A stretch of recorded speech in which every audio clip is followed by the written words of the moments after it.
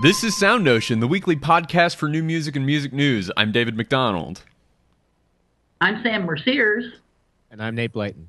And joining us this week are Travis Andrews and Andy Meyerson. Travis is a guitarist and Andy is a percussionist, and together, their powers combined, they form the Living Earth Show, a San Francisco Bay Area ensemble.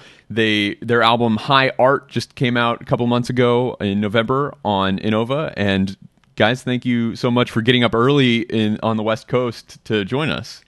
Thank you for having us. It's been really interesting reading about your music on the web these last few weeks since we've been in contact, because everybody that I read has a different way of describing the music that you make. And I don't know about you, but if that was my music, I would find that delightful, just to see how people deal with putting words to this thing that I make. So I'm curious, and I don't know which of you wants to take this.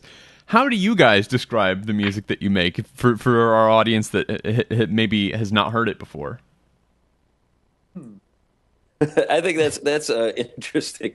Not to go too far down that rabbit hole, I think Andy will probably give you a concise answer. But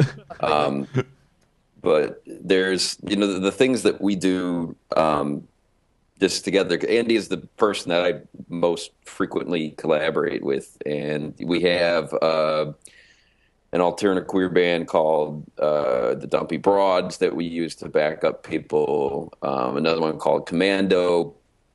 We play in like a thrash metal band called Freighter. We both played in another band called Make Under, but this is what we do strictly as a curatorial thing. So we just did a dance production in which we actually composed music for it, but most often we're commissioning and doing like a Western classical, like traditional type structure. So this record, we got a lot of tunes that we like to affectionately call syrupy. And then there's one wild card on the fourth track of the record, which is pretty heavy. Unexpectedly heavy, but and then we have another set of quarter tonal music, which is really pointillistic. So that's interesting. It sounds to me like you're just describing stuff that you like, and you like working. You guys like working together, and so you just say, "Hey, let's find some stuff that we think is cool that we can make." That's absolutely our curatorial vision? Yeah, it's the things we enjoy listening to. So for like this record, we tried to, when we make albums or put together programs, we try to make it as cohesive as possible in terms of what sort of makes sense in like a 45-minute, 50-minute listening, arc. Mm-hmm. But otherwise, I think like what we sound like is sort of what we like listening to, or we try to make that as close as possible. So I don't know if that really answers that question, but yeah, it's exclusive. The fun thing about commissioning stuff is we get to sort of like make new things that we kind of trust that we'll like already. Yeah, and you both play instruments that have such this huge possibility for timbres and textures. Between electric guitar and the whole world of percussion sounds, you can make anything sound like anything. Mm-hmm. And from listening to what I have of your music, not only on your new record, but also other places on the web, it sounds like you really take advantage of that, right? We try to, yeah. I think it's kind of daunting for composers that way, because there's literally, we can sound like literally anything. And I think some people are pretty into that, and others are, I think it's more of a challenge. But yeah, it's really kind of fun to not have any specific thing we sound like, or even like sound world we can live in, just because it really is anything I can hit, or any electronic sound you can think of, which is kind of fun. Harder to describe though. But salad bowls. Salad bowls. Salad bowls. Is that your favorite? Yeah. I think that's a pretty great embodiment of that spirit of like, yeah, either it inspires total paralysis, and in that case, usually, people that we work with will just say, well, like kind of write something straight ahead, and then we'll figure out how to get the sound that you want. I mean, there were a couple of scores that we got for this record that had question marks written on them, Mhm. It's like, it says like maybe this question mark. Well, and that's an interesting thing because the three of us are composers, and we went to music school and did that whole thing. And one thing that you don't really learn about in orchestration class is what indications you should write in the part for electric guitar. And really to some extent for certain kinds of percussion instruments. Right. For sure. And so I think question marks are a really interesting thing and probably a very valuable thing for you guys to write in the score, because a lot of times I would think, at least from my perspective as a composer, I would have kind of a rough idea of the sound I want, but no idea what to tell you to get you to make it. Yeah, I think it totally depends on the composer for us. Like we got a piece or two with like a lot of question marks and a lot of where we could improvise a little, not on this record, but we've had things where we could be more improvisatory. But I think a lot of the record was extraordinarily specific. I know Sam Adams, his scores are like every scrape is notated a different way. Every like the max patches are all notated as well. So I think it completely depends on the composer, but we kind of like them both equally. So yeah, I think we've tended recently towards music with less question marks in it. Yeah. But not that we're opposed to that. No, we eliminated the question marks. Well, I would think that They're gone. through the rehearsal process, the question marks start off maybe very vague and cloudy and blurry, and then they come into focus as you kind of develop your relationship with the work, right? They don't continue to be kind of an improvisation as you go forward, right? Yeah, I mean, it totally depends on the level of OCD in the composer that we're dealing with.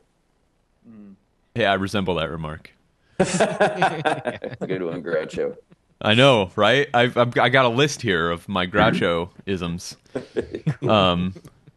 I just flew in from New York, and boy, am my arms tired. Like, no.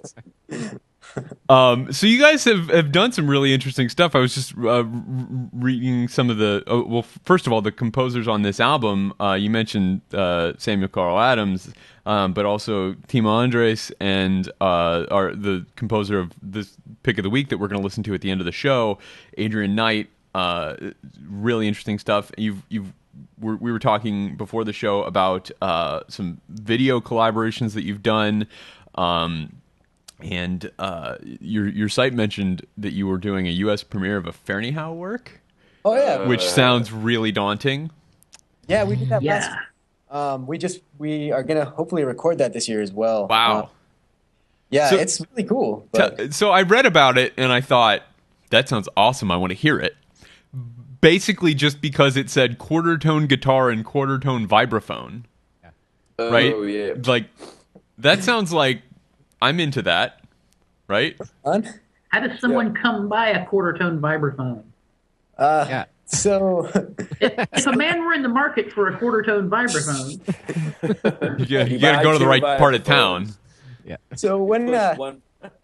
Yeah, exactly. when we first started the group, we looked a little bit into what rep existed, and there wasn't really any. The only thing that kind of existed for electric guitar and percussion was this piece Brian Ferneyhough wrote in 2008 for a group Asamisa Masa, who's a insanely amazing Norwegian ensemble. But the piece was for quarter tone guitar, electric guitar, and quarter tone vibraphone. And those instruments exist in Norway, and I think someone else has a quarter tone guitar here, but it's basically two vibraphones kind of stacked on top of each other. Yeah. And the first one is tuned to A440, and the vibraphone behind it is tuned to quarter tone flat. So it's all the notes in between the notes of the vibraphone in front of you on the vibraphone behind it. Nice. Yeah, so we did a Kickstarter thing because we have to get those kind of custom built, and we did the Kickstarter thing, and then commissioned a couple other people, Ken Wayno and Luciano Kessa, to write quarter tone, works, and we're gonna hopefully record them all this year, and they're all really cool. I was thinking about it too, though. Like last year, we premiered them mostly last year, and I think I don't really remember a single thing that happened between January and March because we were in a practice room rehearsing the Ferneyhough. We were like It was, yeah. I'm not exaggerating either. I don't remember. It's like I'd never done that musically or really for anything in my life, and I hope to not really do that anytime soon. But Well, kind of. Well, yeah, there's we could go off. I mean, about the Fernie Howe thing for like the entire length of the program, but there was a Let's do. Yeah, let us do that.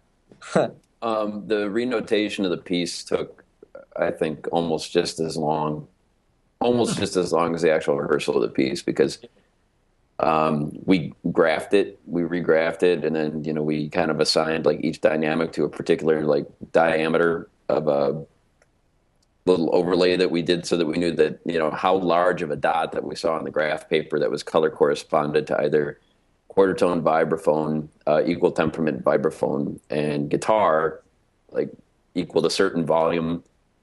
And we knew when we lined up, which is the other thing.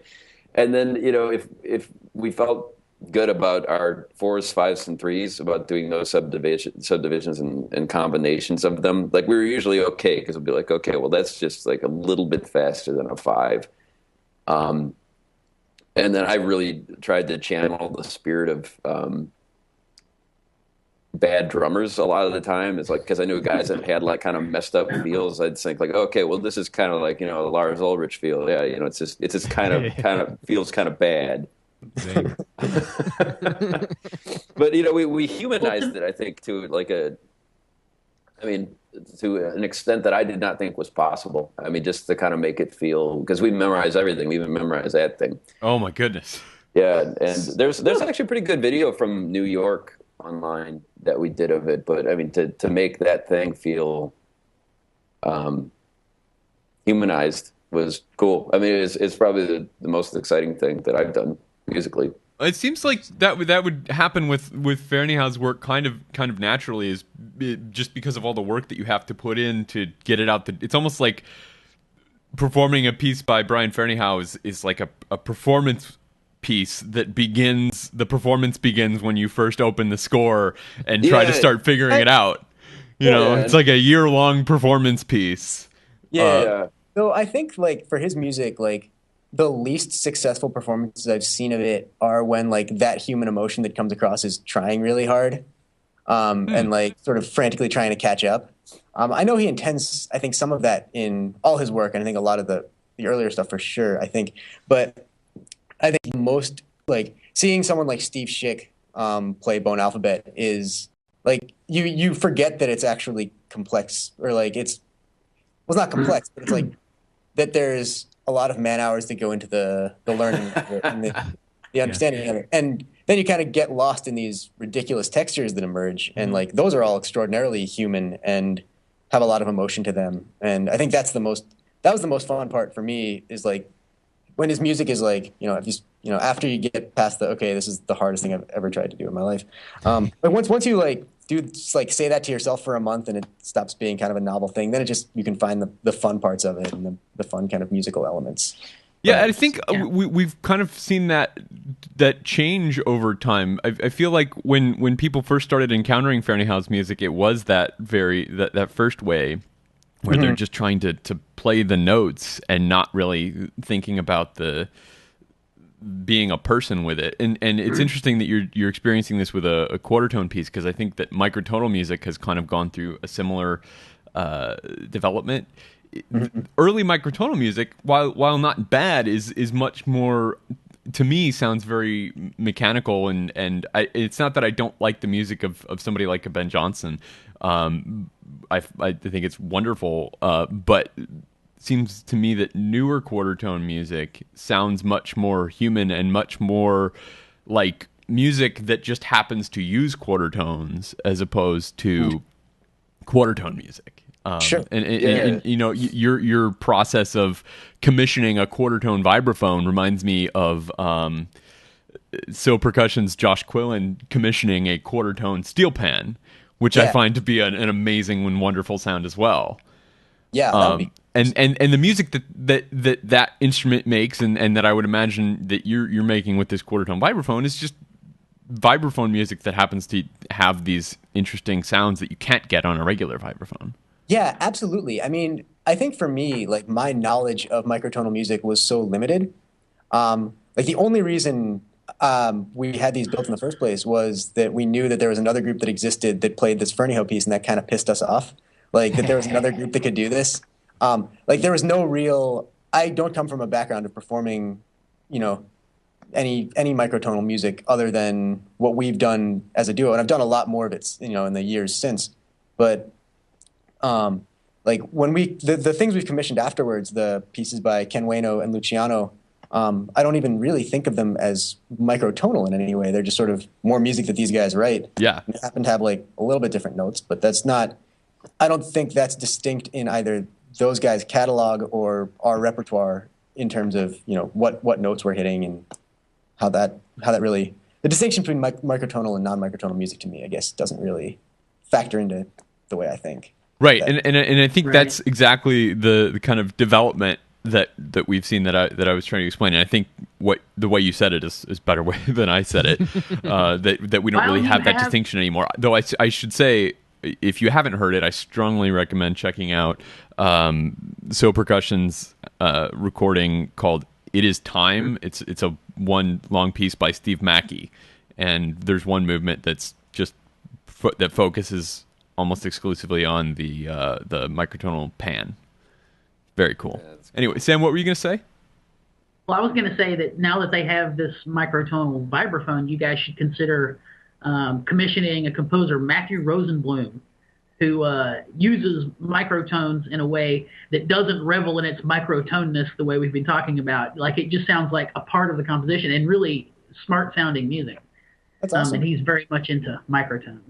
Right on. We always love, like, when composers are into that. We nerd out about that too a lot. Mm-hmm. So cool. Well, this is a show about nerding out. Yeah, exactly.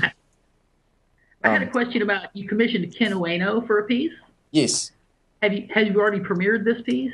We premiered that piece, I think, maybe a month and a half ago. Cool. Okay. And we're going to be playing that around as much as possible. But well, and it's just you guys, right? Yep. Yeah, it's the same. Yeah, it's the same instrumentation. I think we've only done it live twice. We did it at Berkeley Art Museum, and then we also did it down in Pomona. And there's some things that we need to tweak on it because there's this whole tattoo thing. Oh yeah. I mean, this goes crazy deep too about like how far back it goes, but part of the you have to be tattooed to play this piece. Yeah, interesting. That sounds like a Ken Ueno kind of thing. Yeah. So like basically, when we approached him for the piece, the deal was that in exchange for, like, rather than having us pay him a commission fee, if we got part of the score tattooed on us, then that would sort of waive that fee. Wow. And we were like, absolutely. With his sign. Yeah, it's like branding. Yeah, no, yeah. It's we've had discussions where we kind of like it because it is there is still some sadistic element to it in some way, which is strangely attractive. I think maybe it's only attractive when you just hate yourself a little bit. But yeah, it does sound really. I must say that does sound really crazy to me. Yeah. If I'm being completely honest, that sounds a little crazy, and I would love to like have that proposed to some of the instrumental faculty at universities that I've attended. Like, sure, I'll write you a piece for clarinet if you tattoo a section of it on your body. Yeah, there's some human centipede there, but like, if you're at home and don't know, don't Google it.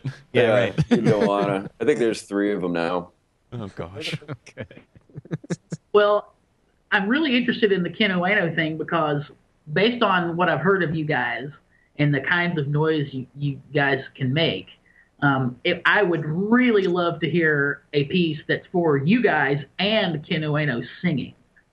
Oh man, that's what I want to funny. hear. Yeah, funny you should mention that because we're tipping our hand on like all all kinds. I mean, a couple questions ago, Andy even let go what the name of the second record is. And I'll let the sands of time sift that out. Yeah. Yeah.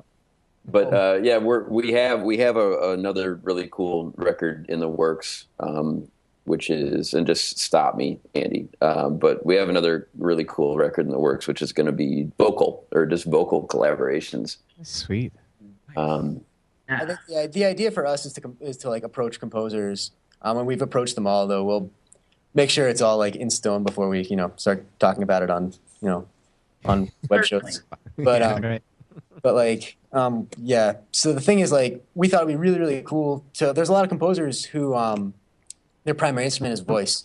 And we thought it'd be really, really fascinating to like write pieces for like themselves as vocalists with like guitar and percussion, so like we become their backing band. Yeah. Kind of see just what would happen. And there's like a ton of amazing composer vocalists, and so hopefully, we want to like call it The Voice and stuff, and I think it'd be really fun to see in the next, like, hopefully within like 2-3 years we can get this record out the door. But we think it'd be the coolest thing ever. Hard to perform. Just getting all those composers in a room together would be. Yeah, I imagine there's going to be a lot of one-off performances, but that's Man. Well, that's an interesting thing, and when I think about a piece for as specific an instrumentation as the Fahrenheit piece that we mentioned earlier, and some of the other pieces that are on this record, and you guys working with Ken Ueno, one thing that he deals with, and that a lot of composers more and more, I think, that we talk to on the show are dealing with, are person-specific works. Like, it's not necessarily a work for voice or a work for percussion, but it is a work for Ken. It is a work for the Living Earth show. It is not just a work for random guitar and percussion duo. And it's not to say that another duo couldn't ever perform it, but that it's really not intended for that. And if the score doesn't make sense to somebody that wasn't in the room when it was composed, that's okay. And if it's for a thing that Ken's voice can do that my voice can't do, that's okay too, because it's not intended for me to perform. It's just for Ken. Yeah. In order to play that piece, you would need a 47 fret guitar, tattoo, and Ken Ueno. Right. Exactly. Right. To me, this is the where classical and pop music sort of ideas meet, because if someone, for instance, were to do a piece that was for you guys and Ken, they could do it, but they wouldn't be doing the piece. They'd be doing a cover of the piece. Oh, for sure. You know what I mean? Yep. Because you doing it has everything to do with the way you sound, and they would be doing it with their own sound. Totally. To me, that's very interesting. I think we try to that's one of the reasons we try to memorize everything is, I think we can, like, once we do that, it sort of becomes our piece rather than being the belonging to the sheet of paper on the stage or the music stand. Like, both, I think, visually, and then just for my own, like, it becomes something that, like, I just think of as, my tune when it's memorized. Not that, like, it's, it's really, like, awesome. Some other people have played, like, tension studies, and it's super cool. Same thing. People have played Family Man. Yeah. That's also super cool. But like, it seems like it's different. It does feel like, it does. I think also for us, we don't really have, or we've never really had much money to offer composers. So the only thing we can kind of do is, we can do two things. We can say, we'll memorize it and internalize it and make it like our piece. And the other thing is, we'll do literally anything they ask us to do. And we'll offer our flesh. Yeah.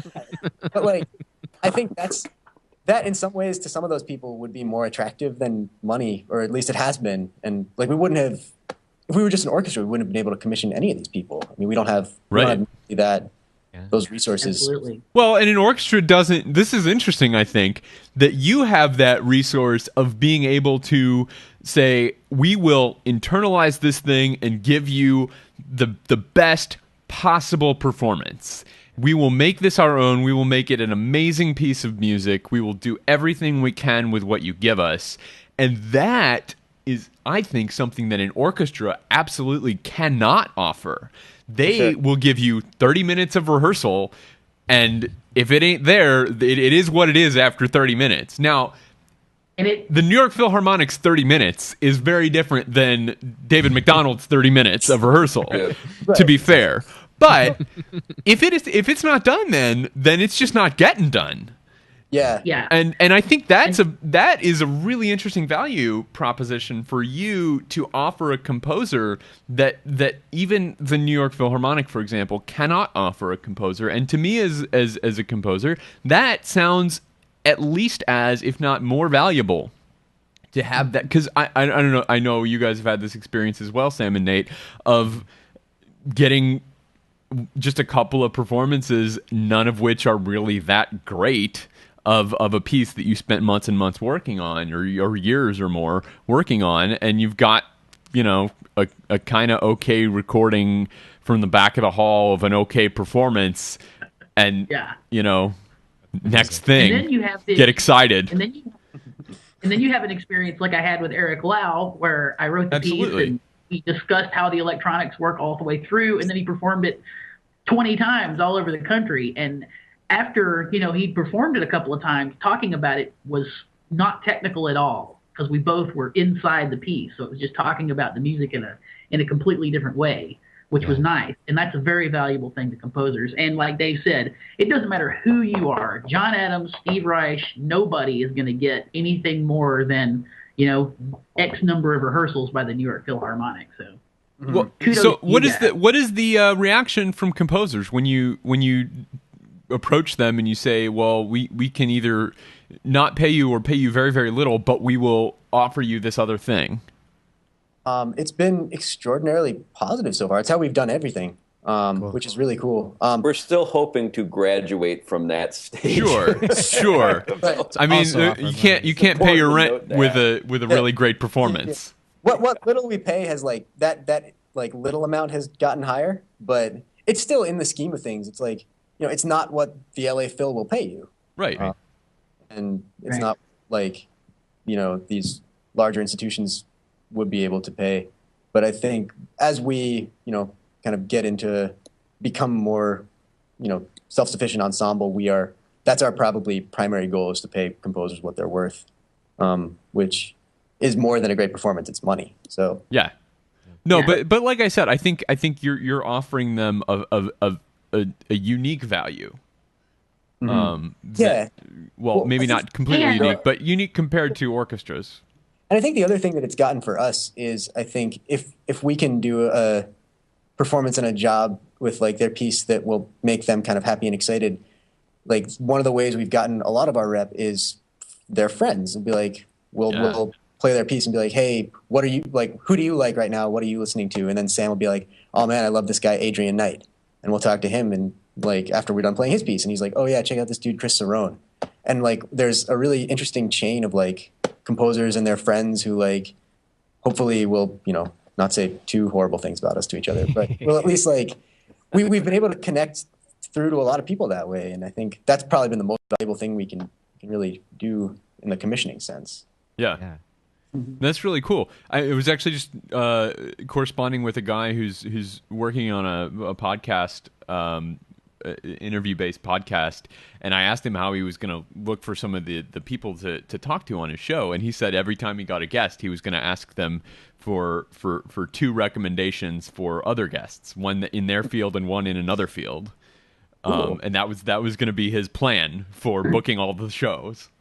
That's a good plan. So we should try that. Yeah. And speaking of giving suggestions, back to the composer-singer thing, you guys should check out Corey Dargle. Dargle.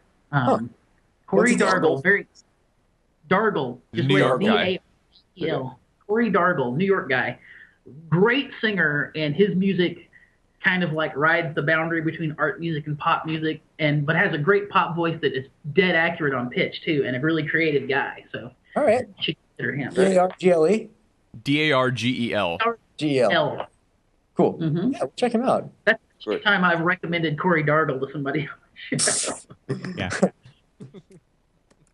So you guys, Sam kind of has hinted on this a couple of times, kind of live in this interesting space that seems to be growing between the classical chamber music world and the popular, almost kind of rock band, garage band kind of world.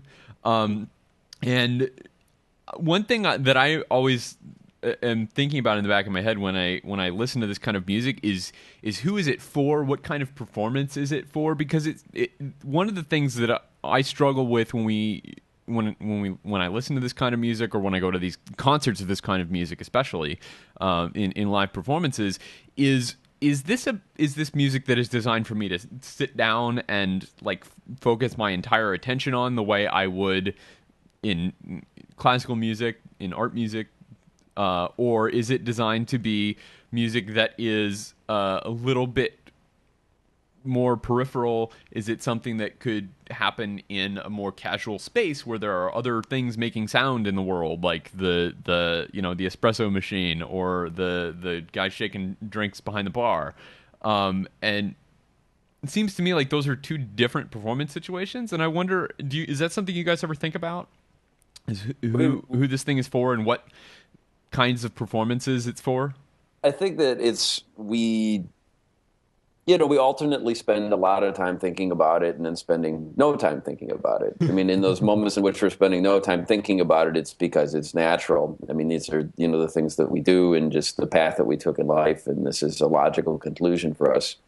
The times in which we're forced to think about it are when we are thrust into situations where we are competing with an espresso machine. Yeah. But we've done these pieces in halls. We've done them weird repurposed spaces. We've done them in Civic Center Plaza during food truck hour. And, we have, I think, opinions about where they've gone off the best and where they've gone off the worst. But I kind of prefer the former MO, where it's like, this is just the way that it is. And it was a thing that happened organically. And then, the audience, I think we're pretty hard on our audiences. So, yeah. Yeah, I mean, we're punishing them in some way, like either just with like kind of a slow pace, or taking our time, or challenging a repertoire, or loud volumes, or just ostentatious dress. We get them just always trying to stick it to them just a little bit, just needle them. Well, that boundary between that classical world and the popular world is something that a lot of people are trying to explore, because it's one of the things that when we talk about the future of classical music, one of the things that people try to do to solve that future problem of the audience dying or going away or just becoming less interested is things that bridge that gap more, because we know that people feel very strongly about popular music in ways that fewer people feel strongly about classical music. Yeah. And we read a story a couple of weeks ago about the Canadian Opera Company commissioning a new opera, which is always really exciting when an opera company, especially a big opera company like COC, commissions a new opera, because it's a big undertaking, it's very expensive, and it doesn't happen very often. And then a lot of people were, including myself, were a little disappointed to see that the composer of that commissioned opera was going to be Rufus Wainwright. Which, Dude. Oh, God. Sorry, I'm just going to say something bad. What were you going to say? You can say it, unless you don't want to. Well, no, I was going to talk about the Leonard Cohen cover. And, how, like, Jeff Buckley's Hallelujah, I'm, right. a guitarist, so like I'm kind of sworn to say certain things about Jeff Buckley that are perennially positive. But God, when I got to the end of Shrek, dude, come on.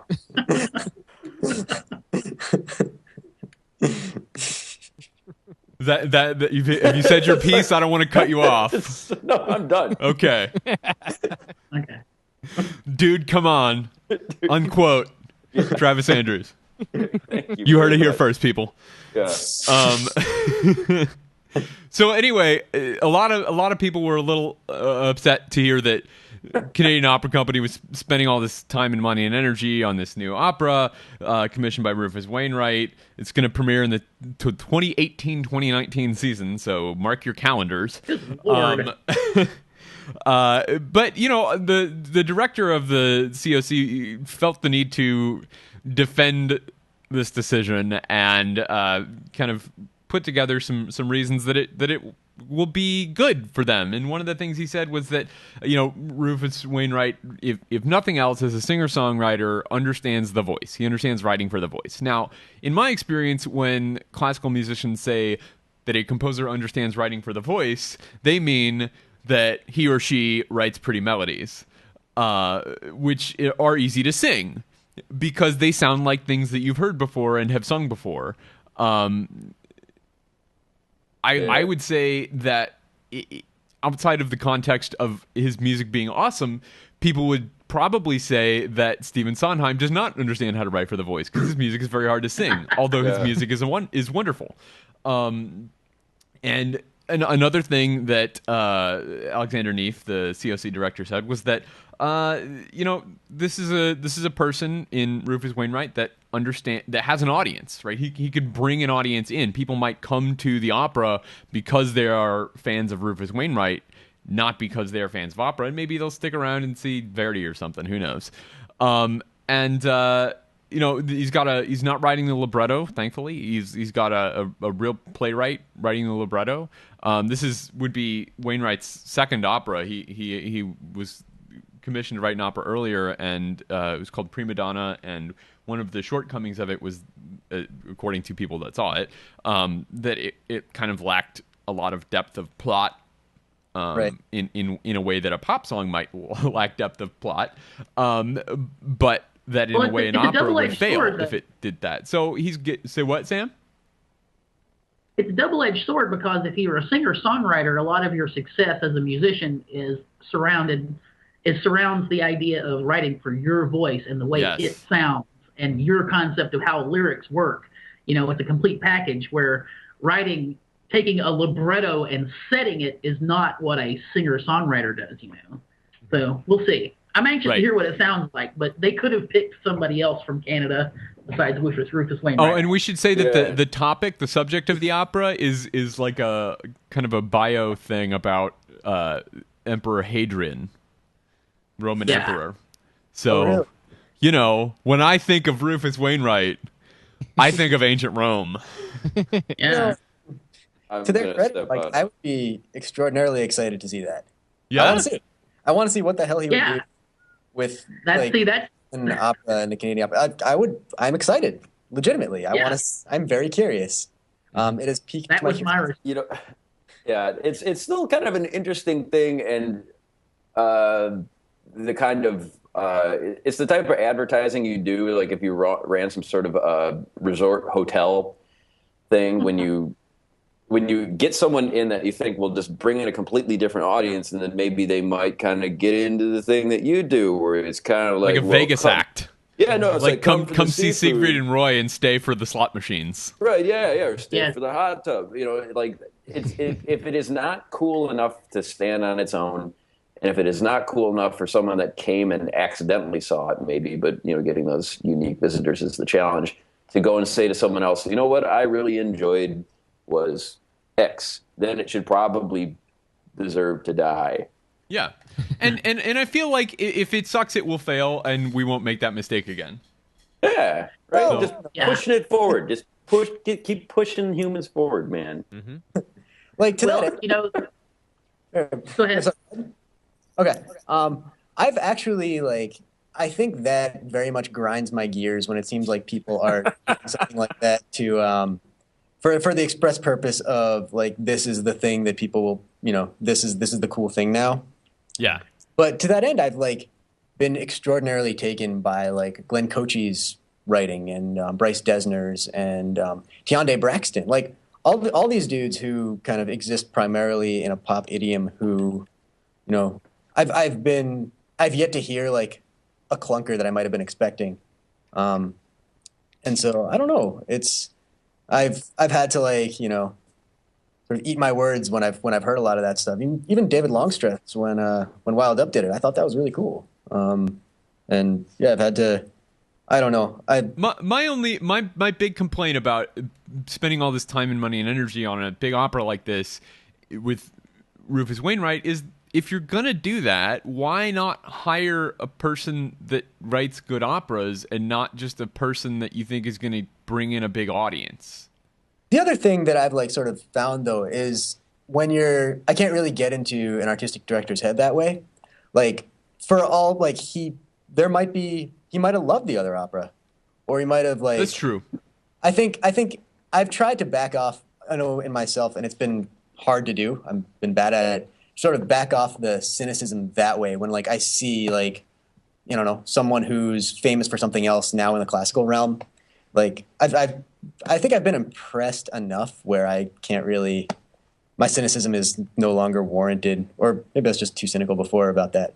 But yeah, I mean, there's a lot of composers I would way rather, like, if I had a list of 20 composers that I would love to hear, you know, a brand, like a giant opera from, yeah, he wouldn't be even close to that. But that's the thing. Like, I feel like I've been scarred by hearing, like, I have been taught that when you bring in these pop artists to make classical records or performances or whatever it is, it's gonna be terrible. Like I've seen it terrible too many times to be too optimistic about this. But you're right. We haven't. Nobody in the world has heard a note of this and probably written a note of this. So we should probably just chill for 4 years and see. Yeah, I remember like if we get angry, Rufus wins. That's right. That's right. The terrorists win. That's right. Well, I mean, we're not going to. Well, you know, I don't have any desire. That's true. To do that. That's true. The people that we would listen to are not going to commission Rufus Wainwright, and you know the other thing is, if the Canadian Opera Company had not commissioned Rufus Wainwright, we wouldn't be talking about the Canadian Opera Company today. Yeah, I am going to find Rufus Wainwright's people, and I am going to send this interview, and we are going to commission him for the boys. Do it! Oh man, that would be awesome. Love to do that. Yeah, right. Game on. Well, the Canadian Opera Company is definitely trying something new, at least. And you know who is not, thankfully, trying anything new, Dave? Hit me. Steinway. What do you mean? Recently, Still doing pianos. Well, that was a concern, actually, that they might not. Yeah, I heard recorders. Steinway's been through some, let's say, financial restructuring lately, and they were purchased by hedge fund billionaire John Paulson. And I didn't know about this until reading this story for the show, that he is a sort of a hobbyist piano player and has several Steinways himself. And according to the man himself, according to the man himself, nothing will change. So the same care and standards of excellence that have been present at Steinway for 150 years or 500 years or however long it's been. Yes, 500 years. Not changed. 500 years. Since Palestrina, we've been making pianos. That is correct. So nothing will change. So that's good news for us. Yeah. Yeah. I'm supportive of that. Okay, all right. Yeah, I mean, we were concerned they were selling stuff. They got rid of their showroom, and things weren't looking good for Steinway. But this guy seems like he's willing to not, you know, sell off anything that does not immediately indirectly relate to a profit for the company, and is really concerned with maintaining the kind of quality tradition of Steinway pianos. So that's wonderful. A lot of pianists were really worried that was gonna go away. I had no idea. Yeah. Well, I started worried, and now I'm back to normal. Yeah, no, it was pretty. I guess to worry and really. Yeah. Well, it's interesting for us. Like, I think both Travis and I, like, our instruments are so young and so like can be literally whatever. That like the idea of having, you know, there's no Steinway equivalent for percussion or guitar. There's no, I don't know, like Stradivarius or whatever. Like all of these instruments, as not that there aren't like amazing instrument makers, but there's no. There are some Stradivarius guitars. Well, right. But I mean, like electric guitar. There are some Stradivarius electric guitars. Are there really? No. Gotcha. So, I mean, the thing is with the piano, when you're buying a Steinway piano, that's like a $250,000 thing. There aren't regular people, like there just aren't enough of them that exist in the world for enough people to be upset about it. Like if I mean, people are upset about Fender changing the way they make guitars, right? That's a thing that you can reasonably be upset about, and it's based on business decisions. But there are enough people to make noise about that they can have some small impact. I don't think that there's enough people that can have an effect on Steinway just because the market is not large enough. Right. And also, like, for percussion and guitar, you could there's enough people who could, like, do it and who, like, run small little custom shops. They could make anything you want. And the fact that it's brand new and made by this dude out of, a bunch of repurposed parts won't either affect the sound or the legacy of the instrument, whereas it also won't cost, $250,000. Steinway is a huge undertaking. There's a great documentary. It's on Netflix called I think it's Note by Note: The Making of Steinway L1037 or something like that. And it's a documentary following the production of a Steinway grand piano. It takes about a year from the wood coming off a truck to having a huge grand piano, and it's amazing. Really great documentary. Anyway, check that out. We talked a little bit earlier in the show about this kind of dichotomy between classical music and popular music, and that came up last year around this time. We're kind of just in the post year-end list season, and one of the year-end lists that we see all the time is a list that the New York Times Magazine puts together of the music they made, and it's kind of a slideshow listicle thing that they do of some of the great musicians who passed away in the last year. And last year's list, the 2012 list, I guess 2 years ago now's list, the 2012 list, didn't include any classical musicians, even though some important classical musicians passed away. And Elliot Carter. Elliot Carter notably. Blogger Lisa Hirsch and Alex Ross kind of really took them to the woodshed over this, and a lot of people writing took issue with the fact that they didn't include some really significant classical musicians who died. This year they changed that. Their list included Rufus Stevens and John Tavener. So, thank you to them. I don't know if there's really anything to say. Good work, Lisa and Alex, for, I think having some impact on that. And New York Times Magazine, we hope you learned your lesson. Yes. Don't mess with classical music bloggers. That's right. That's right. Right? That's right. And what else do we have? We went out of order, and so I'm going to make sure we got everything. Oh, digital music sales. This is the big one. Yeah.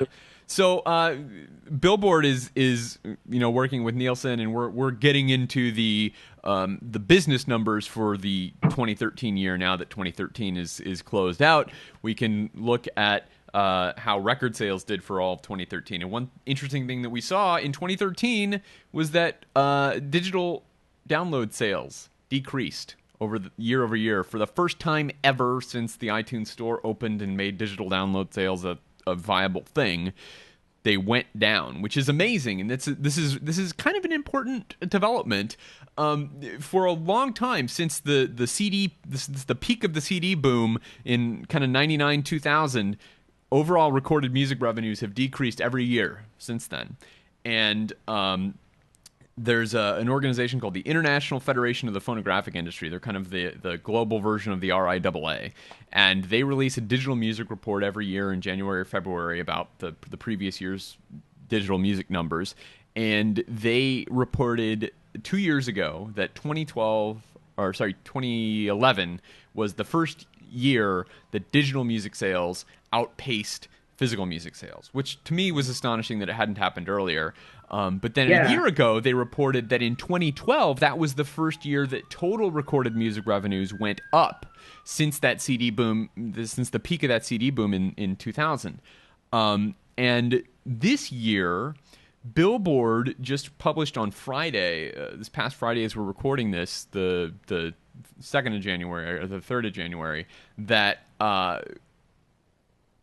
sorry, I'm spacing here, that digital music sales went down for the first time ever since this big boom, and in part due to the rise of digital streaming. And there are a lot of really interesting numbers in there about how the difference between the decrease in track sales and the decrease in album sales. And album sales only went down like 0.1%, but track sales are much, much further down, because the people that are interested in just a track are not people that are making a long-term investment in the music. They're the people that are more likely to want to go stream it. But the people that are really invested in the artist and curious about the person that's making the thing, the people that are buying whole albums, are still relatively interested in buying music. It's just a 0.1% decrease. Here's the thing. Overall, albums were down 8.4%, though, including all formats. Right. So that includes physical albums. Yeah. The CD versions of albums were down 14.5%. So that's still declining. Yeah. So there's a lot of interesting changes, and if you like to geek out about statistics and numbers and the future of music media sales, you should definitely check out this article. We'll have a link to that and all these other articles in our show notes at soundnotion.tv/SN after the show. Sam, what were you going to say? I didn't want to step on any. I know you were really interested in this article.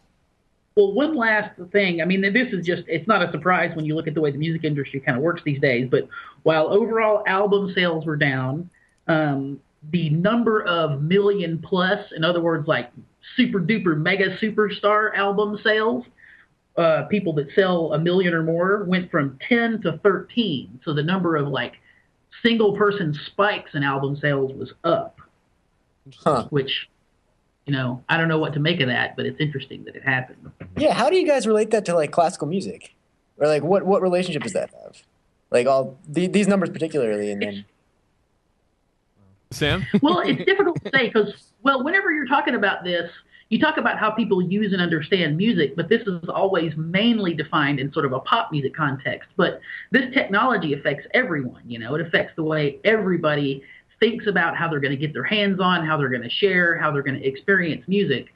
So we always talk about it, and even though it's, the reporting on it, and it's hard to talk about it in any other way than a way that's couched in the pop music world, it has to have some sort of effect on classical music, and that's kind of, you have to speculate and look at numbers, but it's difficult to say. And I would say that this makes... go ahead. Go ahead. I was going to say, this makes some really interesting, to me, I see this as kind of a problem that classical music needs to solve. We've never, we haven't for a very long time been a big market, especially in the recorded music space, the way that the popular music has been. And these kinds of distribution mechanisms are really hard for very small volume products to get into.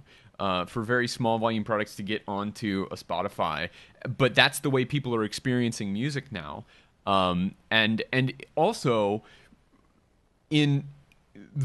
because Spotify pays on individual plays as opposed to sales, that's going to, I think, have a pretty profound impact on the amount of money that you can make from an individual record. Classical records just don't sell millions of copies. There have been almost no records in the last 20 years that have sold 1 million copies in classical music. Almost none, and most of those are, put out by Victoria's Secret and sold at the cash register there. And that's actually true. Starbucks. I didn't make up in Starbucks. Places the greatest like that. love themes of the 19th century. Right. So the kinds of volumes that we deal with are going to make it harder for us to be as involved with streaming services like Pandora and Spotify. I don't know. I should ask you, is your record on these services? Mm-hmm. It sure is. You're raking it in, I bet. Well, the thing is, I don't expect to rake it in. Like, I don't make pop music, and I say this with love in my heart, is that, Andy and I, we play to the nerds because that's who we are, and that's who we care about. Sorry, I just watched Tommy Boy. It's a discovery mechanism for you. Well, as a discovery mechanism, yeah. If we break even on an album, great. the thing is that like we have a lot fewer people to pay than like someone that's in the machine does. So, Absolutely. when we make a record, it's just like, people care is, the people that really want to give you money, they have an outlet to give you money. Like they'll come to the show, they'll buy a shirt, they'll buy a CD, they'll pay whatever because they care. And, those are the people that we care about in return. And if someone is just looking to discover it for like, a fraction of a penny a play on Spotify, like I'm all about that because just as a listener, not as a performer or someone that's like trying to survive on making music, I really appreciate the service because it has noticeably changed in a positive way how much music I consume and in what way I do it. Absolutely. No, I agree. And we've talked about the people complaining before about not getting any money from their music on Spotify, and those people are just crazy. But I think you're absolutely right that, like I was saying, we don't expect to make money on records in classical music. That's not really even the goal of making a record. And I think in that regard, this is a little bit beside the point to us, except that this is, if nothing else, an indicator of the way not just we as nerds who want to listen to a very broad swath of the music that's available to us, but the way that other people relate to the music that they love and the way they interact with music on a regular basis. Yeah. I think that. Go ahead. I think that. Go ahead, Andrew. You go. Okay, I think that classical music, especially smaller labels, I mean, not talking specifically about streaming, but just about modern ways of getting your hands on music. To me, a pretty viable way of doing it that they've come up with is basically just making tracks available for streaming either on their website or through Bandcamp or whatever, and also have it for sale. So it's not super easy to pull the tracks up on your phone and listen to them in the car, but you can access them, and I think that's a good avenue towards purchase. And, I think that making the whole album, it's for sale and you can stream the whole thing right here, I think is a great model for art music. Mm-hmm. Well, and I think go ahead. It's for us, like it's in a lot of ways we viewed the album as kind of an expensive business card. That's great way to think of it. And it's like, especially because this is our first one, like our primary goal, like Uber Alles, is to get the music in as many hands as possible in as many ways as that can be. And if that's giving it away, that's what that means. And I'm like, if someone listens to a track on Spotify that wouldn't have bought it otherwise, and they don't like it, I would way rather have that than just them passing it by in the first place. This is an interesting thought. This just occurred to me, and let me know if you think this sounds idiotic. But maybe this is a way in which we as classical musicians are ahead of the curve of the recorded music industry. I'm serious. We as I said earlier, we saw this peak of recorded music revenue in 2000, and we've been going down and down and down and down since then. And people complain about piracy and streaming services not paying as much or whatever, or even iTunes not paying as much as the physical recording. And the response is always, well, you have to find a different way of making music. Maybe that record is not the primary source of income for music anymore, or maybe music is just going to make less in the future. And I think both of those things are true. Money. Individuals, I won't say that music as a music writ large is going to make less, but individuals probably are going to make less on recordings than they did 15 years ago, and that's okay. There's maybe more people will make money at all on the recordings that they make, and the music that they make, not just in the recordings but in other ways as well.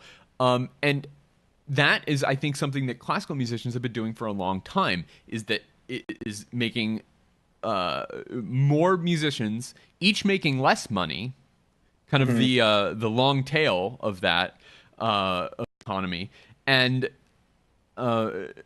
making money in ways other than just selling records. And because classical musicians have been doing that for a lot longer, maybe we're ahead of popular music in that regard. Does that sound crazy? I think we have certain advantages. You know, Andy and I ride the line because, you know, we don't, you know, get commissioning fees as composers, where I think, you know, that's an area I would be more concerned about that, you know, if I wasn't actually playing shows, because that puts us with a foot in, you know, the rock realm, or guys that do like that circuit. But, you know, we are capable of getting institutional support because we do, you know, play the classical game a little bit. And that's something that we have that other genres of music don't necessarily have. You know, is that like we can go to a university, and that, you know, we can teach. We can do, you know, we do our Fernie master classes and stuff. But, you know, that's stuff that keeps us afloat. And that's an advantage that we have that others do not. Mm-hmm. Yeah. And we never really like envisioned, like when classical music became sort of like a full-time-ish thing, that we would get any money on recording. I mean, like, I think like the only people that would in classical music that actually can make a living on their recordings were like fucking like piano guys and like Lindsey Sterling and that sort of thing. Like, did you just cuss? I didn't hear anything. What?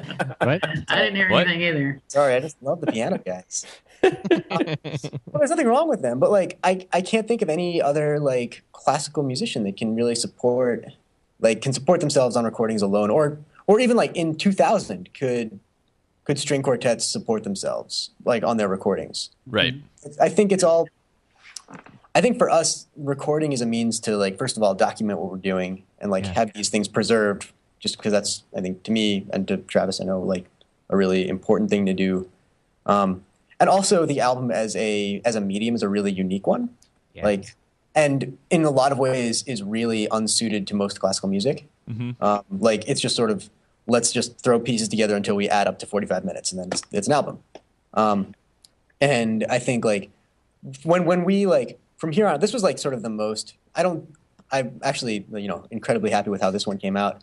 But like these pieces weren't commissioned with the intention of becoming an album. And they fell together in a way that I couldn't be happier with. And it's, you know, really, really cool. But I think as we go forward, every album we are going to do is going to be built like one. Like, we're going to be recording an album, it's because we're recording an album, not because, hey, well, I guess we have 45 minutes of music now, let's record it and put it out. Yeah. I think especially also as kids growing up, like, as, you know, rock and roll kids growing up, like, the album as a thing is something that it definitely means something, as like an artistic statement that is this amount of time and is meant to listen to sort of in one sitting and go back to. That's something that I think we saw more of in our interviews over the last year or so, and I don't know if this is a trend or just a coincidence of the people that we've invited on our show, that more of the albums that we've talked about have been single works for the whole album. Yeah. Like, one composer had wrote, you know, and a lot of times it's short, like 30 minutes short compared to an album, what a CD can hold. And it doesn't really matter how long it is now that the things, all digital downloads. Like, if it's 25 minutes, sure, that's a record. And it's just one work that goes out as it is. And I think that's a really interesting trend, is that you just commission one big work, and it's a thing for performance and it's a thing for recording, and that is one package. I think is a really interesting trend, and it's something that I think can continue to grow as digital distribution becomes easier and more accessible. That you can, you know, we recorded this 20-minute work, here it is on Spotify. It doesn't need to be part of a 60-minute or even a 45-minute thing. God, I just listened to one of my favorite records of the year. God, we forgot to put this on our list, Andy. But the most recent Rotten Sound record is really good, and I don't even think it's 12 minutes long. Huh. That's cool. It's awesome. Interesting. Well, speaking of records... yeah. We'll change that. We'll throw it on the list. Okay. Speaking of records, let's get to our pick of the week, finally. Pick of the week. That's my analog good, reverb. Yeah, nice. That's the best I can do. That's good. Talking into a coffee cup, that's good. Yeah. So our pick of the week is, as I mentioned earlier, Family Man by Adrian Knight, 2012 work that Living Earth Joe, our guests, Travis and Andrew, performed on their recent album, High Art. And we actually have a music video for this track. So just maybe briefly, do you guys want to talk a little bit about how this video came about, and a little bit about the piece before we play a little bit of it? I would love to. Who would like? Go for it. All right. This, as we were talking about before the show started, was done by our friend Will Green, who also did our Kickstarter video, and he did such an incredible job. And we really believe in his visions and the way that they augment the things that we think are great in a pretty unique way. And the biggest obstacle that we had was making a 17-minute music video, like, you know, monetarily, and then, you know, creatively, like trying to find some sort of red thread, or just kind of denying the urge to try and find some sort of red thread to run through it. But we used a lot of different mediums to do it, and microcosmically to the record, it was great because, you know, we had these things that we put together, and then we're just really happy with the outcome of them, or found some sort of fruit bared through the process of doing the throw everything together, and then, you know, see what happens and see how it affects you. You know, the same way that happened in the music video, where we had to do all these disparate types of filming and locations and stuff, which moves from movement to movement, was the same way that we had these 5 tracks on the record that kind of came at different times and from different composers, and still worked, I think, in a beautiful way. Yeah. No, I really like the overall feel of it, and the kind of slideshow carousel sounds are yeah, I do too. Really, I think it's a delightful shift when those happen, and the kind of subject matter of the video changes. Anyway, we'll stop talking about it, and we'll actually play a little bit. This is Sam. You said you had a section you wanted to hear of this. I wanted to start at 14:30 in the video because it goes a little bit, and then the super smashing crash cymbal thing, or I mean, it's kind of processed sounding, but some big stadium rock noise starts in the drums, and I like it. Oh, sweet. Yeah, the bit crush part. Yeah. All right, so I've queued up a little bit before what you were talking about. So this is an excerpt from the video by Will Green of music from the Living Earth Show's album, High Art.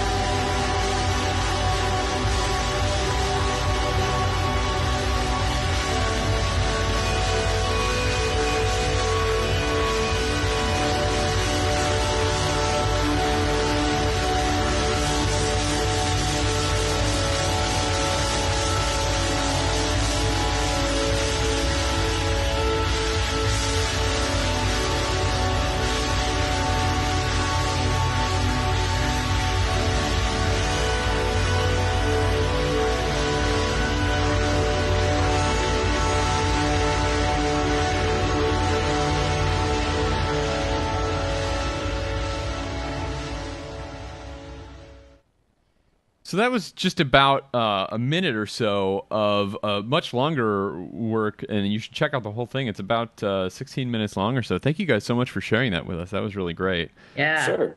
And great hockey fight music. Yeah. I didn't notice it the first time through.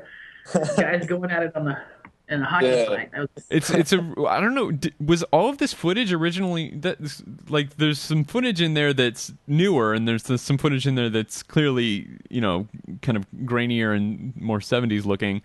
Was any of that shot originally for this purpose? Or was that all repurposed? It was not. Do you want to go, Andy, or should I take it? I got it. The other 4 movements were all shot, or as all original footage. The interludes and the 5th movement are all kind of found footage, none of which we have any shred of permission for. So I can't imagine it'll last too long on YouTube. Well, we won't tell anybody. But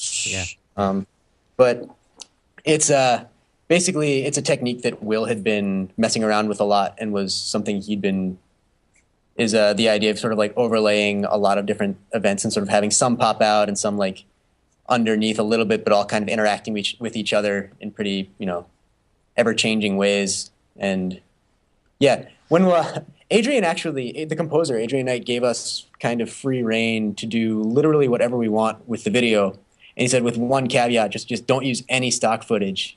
And so take that. Yeah.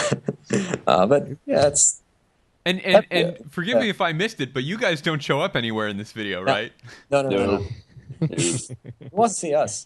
Oh, well, I mean, very you do fine work on the album cover here. I don't know if you guys. Yeah, no, but that was take two. Yeah, that was our That is like plan. Super Mario Brothers meets Devo. Yeah. That album cover. It was after a show, and they were doing construction in the back of the venue, and that's what we were wearing in the show. And I was taken. It was taken on my phone. But no, I mean, like we in the video though, we do kind of like the sounds emerging, or at least the visuals emerging from the muck of just doing cross projection. But yeah, I mean that piece, or Adrian has described it as being like an oral representation of feeling nostalgia. And it's something really nice about having physical connections, like the hockey fight at the bit crushed moment when it has to feel louder than audio's capable of feeling. So yeah, we had to process it a little bit. No, but, it's very cool, and I love the fact that it develops really slowly, the same way that kind of ambient music is developing just as slowly as it possibly can drive through these really long kind of pad-like sounds. And then that opening shot that comes into focus over like a minute and a half is really, really great. The baseball flying through the air, you're like, get there, get there. Yeah. Well, and it seems like that, and hearing you say that making that connection to nostalgia and memory, it I think really shows that really nicely. That it happens very slowly, and that time is passing very slowly, but the perception of it is changing continuously. Anyway, I think it's a delightful video, and we'll have a link to that as well in our show notes, and you all should check it out. I think we should probably, unless you guys have anything else you wanna add, wrap it up. I'll give Travis and Andy, I'll give you guys a chance to plug anything you have coming up, any places you want people to come check out your stuff on the web, whatever you got, plug away. First of all, thank you very much for having us. This is awesome. Yeah, this is a great show. For sure. So your plug is to check out our show, which presumably people are already doing. I want to plug your show. And then of course, please check out our various web presences. We have a link to the album on Innova's site, which I'm sure will be posted at the end of this interview. Mm-hmm. Facebook, Twitter, OkCupid. Yeah, find us. We're expanding our social media presence, Expanding to OkCupid. We hired somebody. I don't know if they just don't get it. Yeah, but we hired somebody that just, I don't think, fully understood social media platforms. Basically, he sort of established our presence in every form. So we have we have Facebook, Twitter, OkCupid, Pinterest, Snapchat, LinkedIn, Grindr, Tinder, all of them. AppNet. eHarmony. Yeah, I know. We're just leaving them up. We are leaving him up. I don't know what he was thinking, but we're leaving him up. All right. What are we talking about? Oh, right. Oh, also, the only other serious, not that this isn't serious, but if anyone is in San Francisco on February 8th, we're playing a show. We're opening for Kronos. The string quartet's really awesome. So we'll be, incredibly nervous. January 8th? February 8th. February 8th. At Z Space in San Francisco. We'll be actually performing the Fernie Ho and then premiering a new piece. It'll be, we'll figure all that out, but it'll be really cool. Come to that. I don't know. I can't think of anything else to pump other than. That's good. I think that's good. Yeah, I think that's just good. It's satisfactory. I'll be honest. Good might be still a ways off. It's okay. All right, Snapchat us. Yeah, totally. If you're on Snapchat and you know what that is, you should Snapchat them. Otherwise, you should, I don't know, get an iPhone or something. Yeah. This has been a great show. I've really enjoyed talking to you guys. It's been a lot of fun. Thanks again for getting up early. I know we set the time living in East Coast world, and it's sometimes tricky for guests in the western part of the United States to get up and be with us. So we really appreciate that. Thank you to everyone who joined us this morning live. If you're watching this and you're wondering, hey, how can I watch it live? We stream the show usually at 11 a.m. Eastern Time. This week we did noon, but usually at 11 a.m. Eastern Time at soundnotion.tv/live. So be sure to check that out if that sounds like something that you would enjoy. We have a chat room running, and you can join the conversation there. If you're watching this after the fact and you'd like to continue the conversation, we talked about a lot of interesting things, I think. And if you would like to add your voice to that conversation, you can do that by leaving a comment on our site, soundnotion.tv/SN, where you'll also find links to all the stories that we talked about. You can connect with us. Not quite as many social media places as the Living Earth Show, but we are on Twitter and Facebook and YouTube, so subscribe, follow, whatever the things are that you do in those places. I'm at Dave McDowell. Sam is at Housegoy. Nate is at InnateTree. The Living Earth Show is at Living Earth Show. Do you guys have individual Twitters as well that you want to plug, or no? I don't really care about those. All right. We just go through that one. Well, at the Living Earth Show, or at Living Earth Show, not the. No, the. At Living Earth Show to follow these guys, or thelivingearthshow.com to follow them. So got that. Dave, Sam. quick shout out before we finish the show. Prototype Festival that we talked about, I think November or something. A cool forward-looking opera festival in New York is actually starting Wednesday. So we talked about it leading up, but it's starting this Wednesday if you're living in New York and like cool opera. So like it, live and it, I'll have love a link it. to it in the show notes. Do that.